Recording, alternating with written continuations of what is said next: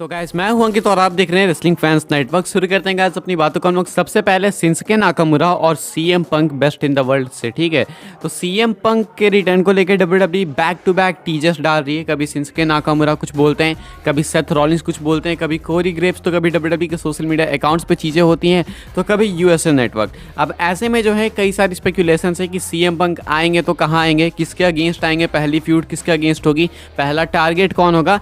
लोगों को सबसे लाइकली लग रहे हैं कि सेथ रॉलिंस होंगे। मैं भी कब से आपको यही कह रहा हूँ कि सेथ रॉलिंस मुझे लगता है कि होंगे, क्योंकि सोचो सीएम पंक के आते हैं, उनकी पहली फ्यूड रॉलिंस से हो तो क्या जनरेट होगी हीट।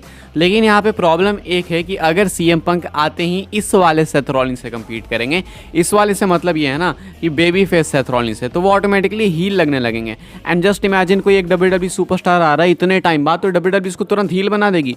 मेरे हिसाब से बेबी फेस ट्रीटमेंट देना चाहेगी WWE, just like Cody Rhodes, उसी तरीके से उनको ट्रीट करेगी। स्टार्टिंग में तो बात का नहीं पता मुझे, सीएम पंक के लफड़े होते रहते हैं। एंड ऑल्सो सेथ रॉलिंस के पास करेंटली टाइटल है, तो अगर वो सीधा रॉलिंस के पास जाएंगे फ्यूड करने, तो देन रॉलिंस को टाइटल हारनी ही पड़ेगी सीएम पंक से। लेकिन दिक्कत यहाँ पे है कि क्या सेथ रॉलिंस इस चीज़ के लिए तैयार होंगे।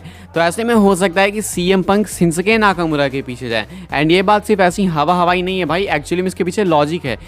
शिंसुके नाकामुरा का बैक टू बैक अगर आप 2 प्रोमो देखोगे, जो आज के रॉ में हुआ, इससे पहले में भी हुआ, वो सीएम पंक के थीम सॉन्ग को वहाँ पे जो है अपने सेंटेंसेस में मर्ज कर रहे हैं। यानी कि वो सीएम पंक के थीम सॉन्ग को जो है कहीं ना कहीं वहाँ पे बोल दे रहे हैं, एंड वहाँ से वो टीज आ जा रहा है। ऑल्सो आप देख रहे होगे कि शिंसुके नाकामुरा जो है ऐसा भी कह रहे थे रिसेंटली अभी आज रॉ वाले प्रोमो में कि वो वेट कर रहे हैं, तो वो एक अपोनेंट की तलाश में है and he says he is waiting. USA network ने इस चीज़ के ऊपर रिप्लाई करा ट्विटर पे किसी के डब्ल्यूडब्ल्यूई के अकाउंट के नीचे, एंड वहाँ पे पूछते हैं कि आखिर ये किसकी बात कर रहा है। यूएसए नेटवर्क जो कि हमेशा भी बैक टू बैक टीज करते आ रही है सीएम पंक को लेकर, best in the world, GTS, ये वो फलान ढिमकाना करते करते। ऑल्सो शिंसुके नाकामुरा ने जीटीएस भी लगाया है, 2-3 बार ट्राई करा उन्होंने एंड लगाया, हिट भी करा रिकोसे के ऊपर। तो ऐसे में नाकामुरा भी काफ़ी ज़्यादा इंडल्स दिख रहे हैं करेंटली सीएम पंक वाली चीज़ के अंदर, एंड वो एक अपोनेंट की तलाश में है। तो हो सकता है कि नाकामुरा की ये तलाश पूरी करे सीएम पंक, यानी कि best in the world. And also क्योंकि शिंसुके नाकामुरा हील हैं, तो वो वाली प्रॉब्लम भी नहीं होगी कि भाई ये कैरेक्टर कौन सा रहेगा। सीएम पंक एक परफेक्ट बेबी फेस आ सकते हैं बन के, एंड शिंसुके नाकामुरा के साथ पहली फ्यूड दे सकते हैं, एंड इस तरीके से अपने रिटर्न के साथ डब्ल्यूडब्ल्यूई के अंदर वो वापस से रीस्टार्ट कर सकते हैं अपने करियर को। तो ये काफ़ी अच्छा दिख रहा है मुझे रास्ता सीएम पंक के डब्ल्यूडब्ल्यूई रिटर्न के लिए। एंड चांसेस हैं कि शिंसुके नाकामुरा जो ये चाह रहे हैं कि कोई आए अपोनेंट उनको फेस करे, जिसका वो वेट कर रहे हैं, वो प्रोबेबली सीएम पंक ही है। क्योंकि अगर ये सारी चीज़ें अनफोल्ड होने वाली सर्वाइवर सीरीज में, तो देन इसको ज़्यादा टाइम बचा हुआ नहीं है। सर्वाइवर सीरीज जो है अब मान के चलो अगला ही इवेंट है, क्योंकि क्राउन जूल तो बस बीतने से रहा, 2-3 दिन बीत जाएगा, उसके बाद सर्वाइवर सीरीज की नहीं बिल्ड होगी, तो शायद उसी चीज़ के लिए बिल्ड कर रहे हैं नाकामुरा। अगर ये चीज़ 2 हफ्ते और हो गई नाकामुरा वाली, तो समझ जाओ भाई कि कुछ बहुत ही मैसिव होने वाला है, मुझे तो फीलिंग आ रही है। आगे बढ़ते हैं गाइस, बात करते हैं अगली स्टोरी के बारे में, जो कि ये बेली को लेके।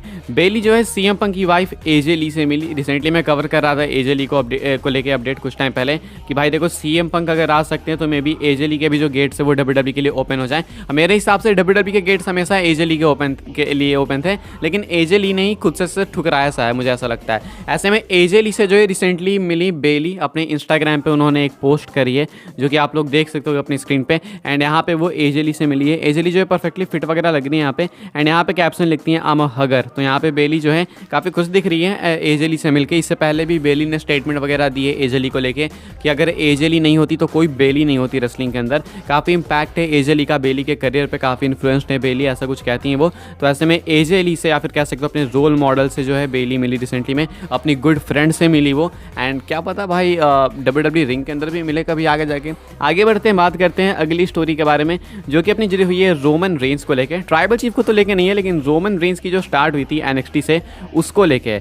आज से ठीक है 11 साल पहले हमारे रोमन रेंस ने एनएक्सटी के अंदर अपना डेब्यू करा था, एंड आज से 11 साल बाद रोमन रेंस अनडिस्प्यूटेड चैंपियन है, back to back WrestleMania main event कर रहे हैं ट्राइबल चीफ गिमिक के साथ, एंड डोमिनेट कर रहे हैं पूरी रेसलिंग इंडस्ट्री को, रेसलिंग बिजनेस को। अब ऐसे में रोमन रेंस भाई 11 साल के अंदर कितने बदले हैं। 11 साल ऐसा नहीं है कि बहुत कोई छोटा पीरियड है, बहुत लंबा चौड़ा पीरियड है। इस बीच में रोमन को काफ़ी कुछ फेस करना पड़ा। एनएक्सटी से वो आए, सील्ड का पार्ट बने, सील्ड में उनको काफ़ी हेट मिलती थी क्राउड की तरफ से। उसके बाद जब सील्ड अलग हुई तो रोमन को और हेट मिलने लगी, क्योंकि डब्ल्यूडब्ल्यूई काफ़ी ओवर करती थी रोमन को। उसके बाद और बुरा फेस आया रोमन का, जब रोमन को लोग और एक्सट्रीम हेट करते थे क्योंकि WWE उनको जॉन सीना की तरह बनाना चाहती थी, लोगों के थ्रोट्स के नीचे रोमन को बिल्कुल धसेड़ रही थी। उसके बाद जो है रोमन को ल्यूकीमिया हुआ, रोमन रेंस गए WWE से, फिर वापस से वो आए WWE के अंदर वापस, जो कि बहुत ही इमोशनल मोमेंट था, काफ़ी रोलर कोस्टर राइड थी ये। उसके बाद पैंडमिक आया, रोमन एब्सेंट हुए खुद को सेफ रखने के लिए, देन ट्राइबल चीफ बन के वापस आए, एंड उसके बाद से ये रेन अभी तक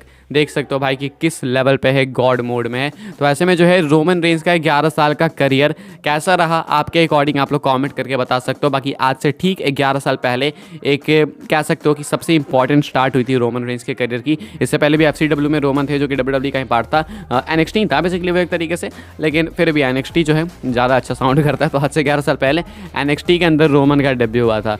आगे बढ़ते हैं गाइस, आज से 4 साल पहले की बात करते हैं, एंड ये कुछ लोगों को इमोशनल भी कर देगा।